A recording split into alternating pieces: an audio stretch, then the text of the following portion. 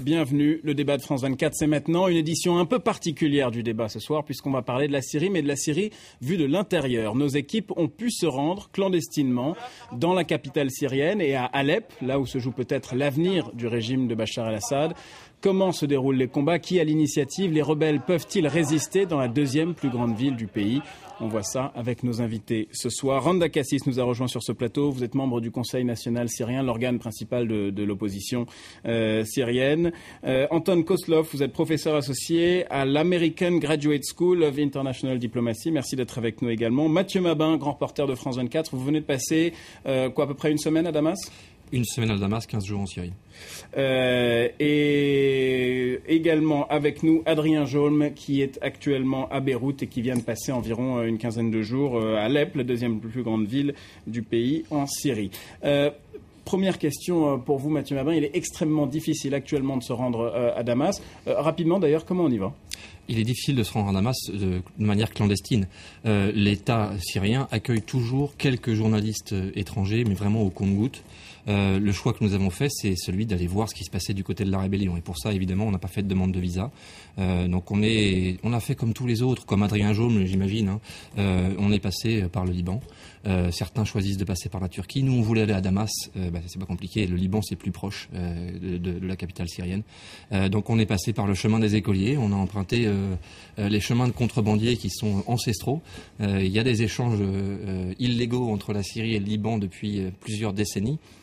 Ces chemins existent toujours, mais désormais ils sont dédiés au trafic de médicaments, au trafic d'armes et au passage de volontaires, de combattants qui transitent entre le Liban et la Syrie. Bon, décrivez-nous aujourd'hui un peu la situation dans le centre-ville de Damas. Si quelqu'un qui ne connaissait pas la Syrie arrivait aujourd'hui à Damas, qu'est-ce qu'il verrait?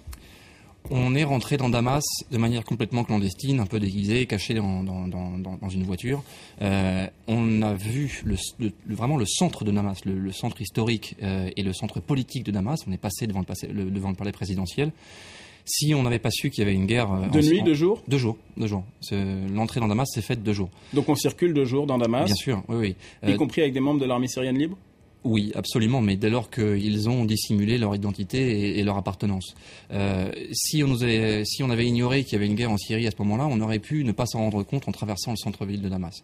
Ça n'aurait pas duré longtemps puisque immédiatement lorsqu'on a rejoint les quartiers où il y avait des affrontements entre l'armée syrienne et la rébellion, c'était des affrontements extrêmement violents et de la guerre de la vraie. Ces combattants viennent d'où? Ce sont des Damascènes, des habitants de la capitale, ou ils sont venus de différentes parties du pays ou... Pas majoritairement. Il y a des habitants de Damas dans les contingents de la rébellion autour de Damas et dans Damas, bien entendu, mais je dirais qu'ils sont minoritaires. Ils ont un rôle prépondérant parce que souvent ce sont des gens qui continuent à travailler pour le régime, qui peuvent être des fonctionnaires ou des hommes d'affaires et qui ont toujours une vie dans Damas. C'est-à-dire que 2 jours, ils vont travailler dans une administration syrienne. Tout à fait, une administration qui reste gouvernementale ou privée. Au régime, qui fait fonctionner le pays. Tout à fait, et c'est là qu'ils sont utiles. Et la nuit, effectivement, ils ont une vie clandestine et une vie de résistance au régime.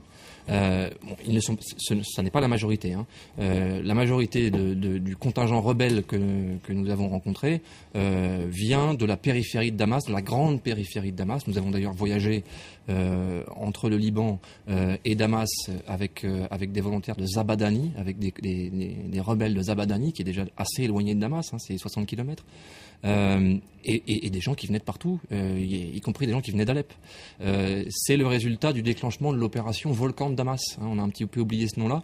Déclenchement d'opération qui a été engagé il y a 3 semaines maintenant, qui passe pour une bataille perdue puisqu'elle n'a pas le relief et elle n'offre pas le spectacle qu'offre, pardon pour l'expression, que le spectacle qu'on peut constater à Alep. Mais dites-nous elle existe justement bien. un mot sur les combats qui ont lieu ou pas d'ailleurs à Damas, parce qu'effectivement on a relativement peu d'informations depuis ces explosions spectaculaires qui ont eu lieu dans le centre de Damas et qui ont décapité les plus hauts gradés de l'appareil sécuritaire syrien. Je serais tenté de dire que la bataille de Damas a commencé, mais qu'elle n'a pas encore revêtu son habit visible. Il y a un nombre absolument considérable de rebelles à l'intérieur de la capitale. Un nombre absolument considérable d'armes légères à l'intérieur de la capitale. Je précise bien armes légères. Il y a une vraie coordination, un vrai commandement. Les groupes communiquent entre eux. Ils se qualifient eux-mêmes de cellules dormantes. Des groupes de 10 à 30, 40 combattants qui vivent dans les caves, dans les appartements, qui portent leurs armes sur eux, qui sont rentrés clandestinement dans Damas avec ou sans leurs armes et qui sont prêts à intervenir au coup de sifflet. C'est ce à quoi on assiste, et cette carte le montre très bien, depuis le début de l'opération de Damas. On voit des foyers d'affrontements se déclencher d'un jour sur l'autre. Vous étiez principalement dans le quartier de Tadamoun, qu'on voit sur cette carte, localisé comme un des lieux où il y a eu des affrontements, affrontements que vous avez suivis.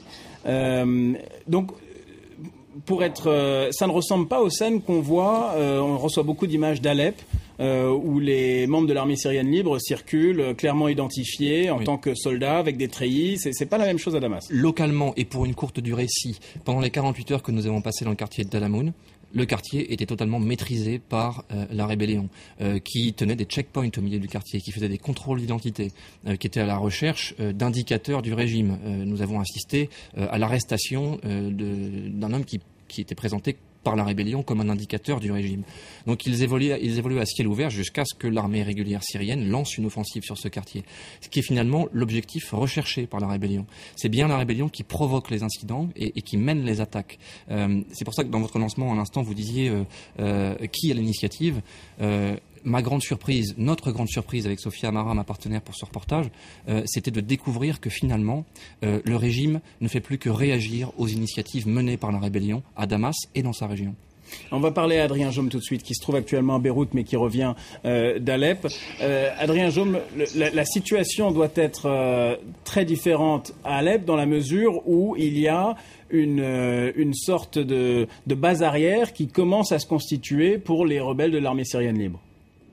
C'est en quelque sorte une enclave des rebelles dans Alep. À peu près entre un tiers et la moitié de la ville d'Alep sont contrôlés par les rebelles de l'armée syrienne libre, qui sont entrés par surprise voici 3 semaines dans Alep et qui n'en sont toujours pas sortis. Le régime a menacé de les expulser par la force, a promis une offensive. L'offensive a commencé, mais pour l'instant, les forces syriennes libres tiennent toujours leur position dans la ville.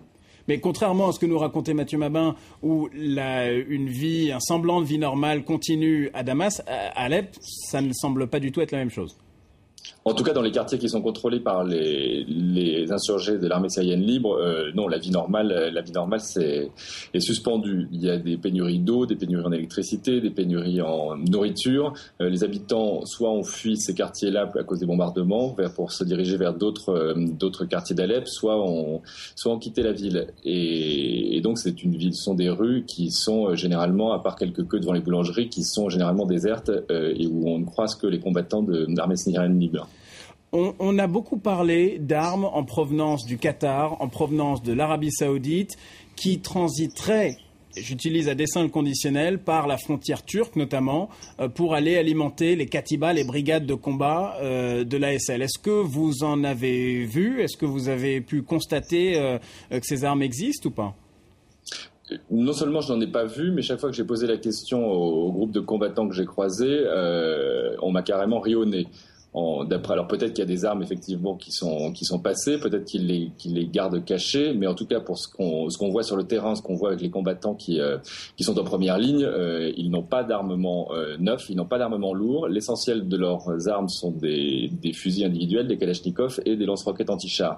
La plupart sont des armes qui ont été prises à l'armée régulière syrienne dans des attaques de commissariats par exemple sont généralement des moyens pour les rebelles de se procurer des armes. Mais en tout cas, ils demandent tous le fait qu'ils soient ravitaillés, que ce soit par les Américains, les pays du Golfe ou qui que ce soit d'autre. Mathieu Mabin, sur cette question précise des armes à Damas, vous en avez vu des armes étrangères? Non, j'ai fait à peu près le même constat qu'Adrien Jaume. J'ai vu effectivement des combattants qui portaient de l'armement individuel, des fusils d'assaut, des lance-roquettes anti-chars. C'est le même constat. Et puis ils m'ont dit exactement la même chose aussi. Leur obsession aujourd'hui, c'est d'acquérir de l'armement qui pourrait permettre d'abattre les aéronefs, les avions et les hélicoptères qui sont devenus devenu le cauchemar de la rébellion. Avions et hélicoptères qui bombardent les positions de la rébellion à l'extérieur de Damas, là où elles sont identifiées et localisées par le régime. S'ils possédaient ce matériel, ils l'auraient utilisé depuis longtemps. L'essentiel des pertes causées dans les rangs de la rébellion par l'armée syrienne sont causées par ces tirs d'hélicoptères, essentiellement des hélicoptères. Randa Kassis, vous êtes membre du Conseil national syrien. Toujours sur cette question des armes, on se pose la question, effectivement, depuis l'étranger, depuis Paris par exemple, de savoir si ces armes peuvent renverser la tendance dans ce conflit. Les deux reporters auxquels on vient de parler nous disent sur le terrain, nous, on ne constate rien. Le CNS... quelle est la position du CNS? Est-ce que l'armée syrienne libre reçoit des armes, oui ou non? Est-ce que vous en demandez plus? Est-ce que... Oui, alors oui, le Conseil national syrien, bien sûr, demande l'armement de toute façon de ses troupes, de l'armée libre, de ses brigades de combat. Mais c'est vrai qu'il y a peu des armes qui viennent quand même de quelques pays de la région, mais je veux dire, c'est pas une grande quantité. Aujourd'hui, il y a une peur de plusieurs pays, ils veulent contrôler parce qu'ils savent pas très bien. En fait, quand on parle de l'armée libre, on parle comme c'est une couverture. Alors, nous ne savons pas très bien c'est qui ces armées. C'est vrai, cette armée-là. C'est vrai qu'il y a des déserteurs qui combattent le régime, mais il y a aussi quelques miliciens. Et d'ailleurs, c'est Mulhem Ledroubi, le responsable des frères musulmans, qui l'a bien fait. Il a fait une déclaration il y a quelques jours à Middle East Newspaper.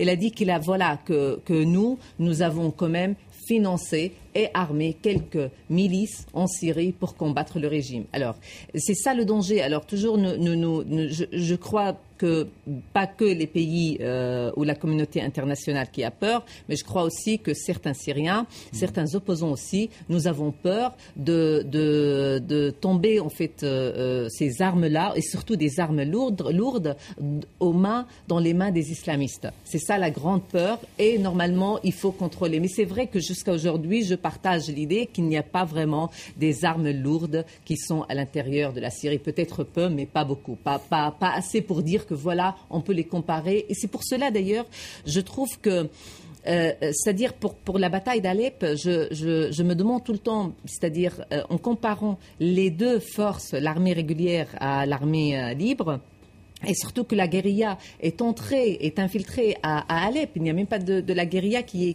est aux alentours.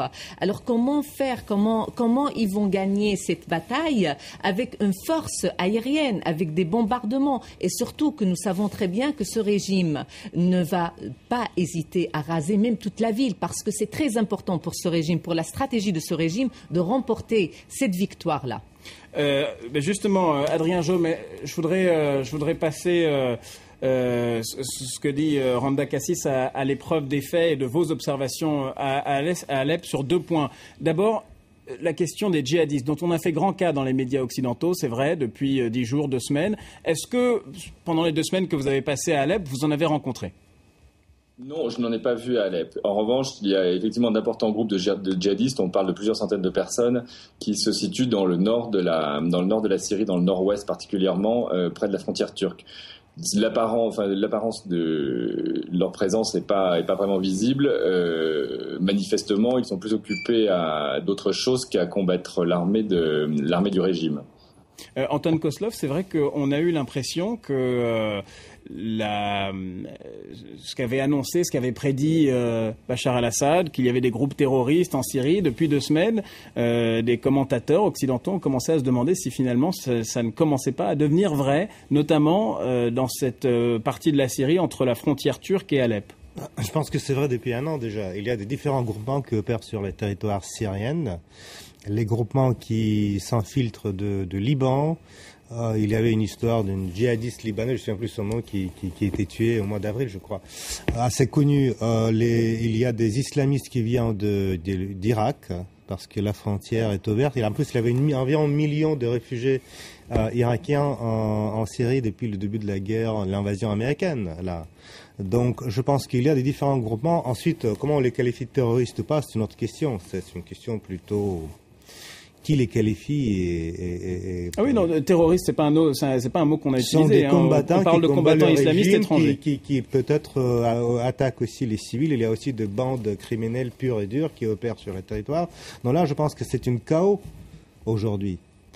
Une question à Adrien Jolme, pour revenir sur ce que disait Randa Kassis, que l'armée syrienne répond aux attaques de l'ASL avec une force disproportionnée. Quand il y a un incident, on n'hésite pas à raser un immeuble. Est-ce que là aussi c'est quelque chose que vous avez constaté ou pas ?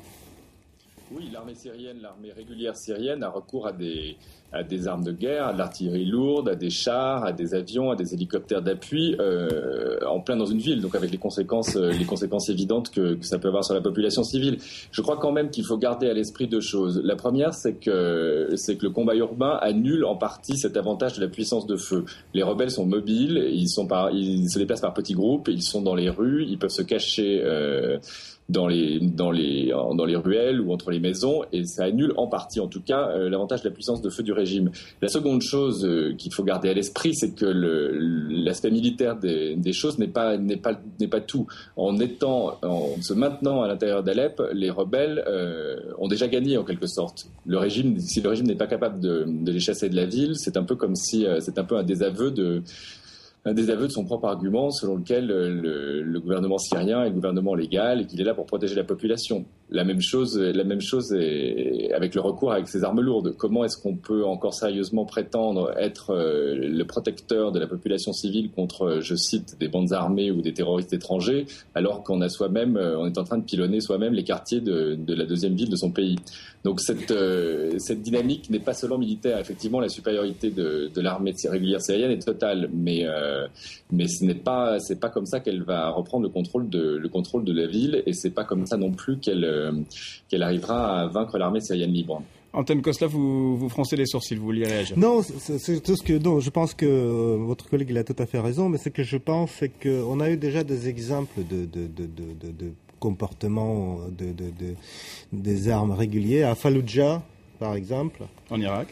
En Irak, c'était il n'y a pas très longtemps, et les Américains ont utilisé toutes les armes possibles, dont les armes chimiques. Donc, dans un centre urbain très important. Sirte aussi. Sirte, il n'y a pas très longtemps, en Libye. Donc, je pense que là, nous avons une situation d'une guerre urbaine, guerre civile. Ça peut durer assez longtemps. À mon avis, la bataille n'est pas ni perdue ni gagnée. Adrien Jaume, brièvement avant la fin de la première partie de ce débat, est-ce que vous avez le sentiment que les membres de l'armée syrienne libre ont les moyens de résister, voire de repousser la contre-offensive annoncée qui a débuté de la part du régime syrien pour reprendre le contrôle d'Alep? C'est en tout cas ce qu'ils ont l'intention de faire. Alors, encore une fois, est-ce qu'ils en ont les moyens? On va le savoir.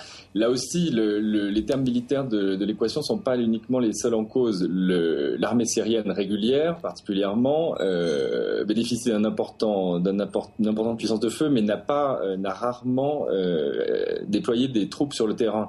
C'est-à-dire, vous ne pouvez pas prendre le contrôle d'une ville si vous ne mettez pas des soldats dans les rues. Et les soldats syriens, les soldats de l'armée régulière syrienne, ce sont des Syriens comme les autres, c'est-à-dire dans leur grande majorité des musulmans sunnites qui ne sont pas forcément passés à la rébellion, qui ne sont pas forcément au courant de tout ce qui se passe dans leur pays. Il faut se rappeler que les soldats sont privés de téléphone portable et ne regardent que la télévision d'État, mais ça limite en tout cas le nombre de troupes fidèles que le régime peut employer pour le contrôle de la population est relativement limité. Il s'appuie essentiellement, l'armée est plutôt là pour nettoyer le terrain devant les Chabia, les milices du régime et les services de sécurité qui eux sont plus habitués et plus habilités à faire du contrôle et de la répression dans la population. Adrien Jaume, merci beaucoup de nous avoir rejoints dans la première partie du débat de France 24. Mathieu Mabin, on va vous laisser rejoindre le débat sur la chaîne anglophone. Et vous revenez il y a quelques jours seulement de Damas, donc vous êtes actuellement en montage. On aura le plaisir de regarder votre reportage exclusif sur France 24 dans quelques jours. Ça sera la semaine prochaine. Vous reviendrez nous le présenter sur ce plateau. Merci de nous avoir suivis. On se retrouve dans quelques instants pour la deuxième partie du débat.